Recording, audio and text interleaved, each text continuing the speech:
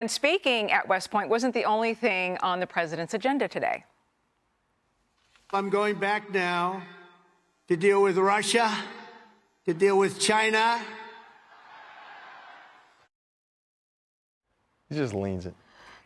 Trump has not been shy about standing up to the dangers posed by Russia and China, and now he has a plan to defend us from any potential attacks by the new axis of evil.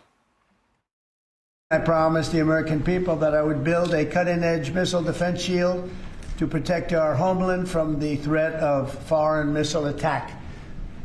And that's what we're doing. We'll have it done in about 3 years.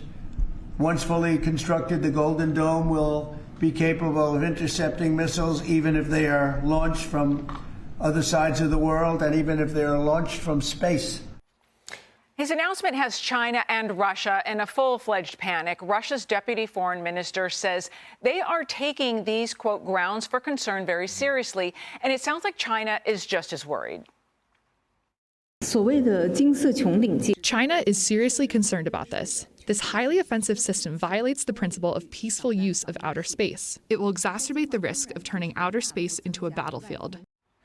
Joey, I want to come back to you on this because there are critics that are drawing comparisons to President Reagan's Star Wars program that didn't get off the ground, for lack of a better term. But this is a different time. If you understand the Cold War, the reason why Sputnik and getting to the moon was so important was the idea of nukes in space. That's what it was all about. Yeah. And that's what this is about. There are a lot of people in this country, I can't say I'm one of them because I don't know the physics behind it. There are a lot of people in this country and world that believe nukes are already in outer space. It's a high likelihood. So when we talk about the Golden Dome, you got to think completely differently than what they have in Israel. Really what makes a dome is the detection opportunities. It's not the munitions. We've developed the munitions. We've actually finally caught up with guided hypersonic missiles as of this year. But when it comes to the detection, how do you detect even these slow-moving drones? And so what the president is saying is you're not going to be able to develop a weapon that can get by us. But what they're responding to publicly is this idea of saying, oh, the U.S. is the big bad bully, and they're trying to put nukes in space. And maybe both are true. I don't know. It comes with a big price tag, Kevin, but you know, we have AI involved here, developing at a rate so much faster than any of us imagined.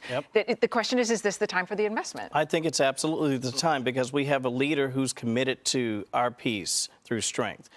The next leader in this country or the one after that, you just never know. So this is a guy who knows he's only got 4 years in office. He's not angling for re-election, we think. He's basically saying, I want to do what I can to make the country safer. I think now's the time. Okay, and we'll get you next time. Yep. Yeah, absolutely. We need this. Let's not kid ourselves. We know that Russia and China, they're going to have one soon. That's right. Let's take our footsteps and our cues from Israel and start to think about how we start really protecting ourselves. Yeah, absolutely. Hey, Sean Hannity here. Hey, click here to subscribe to Fox News YouTube page and catch our hottest interviews and most compelling analysis. You will not get it anywhere else.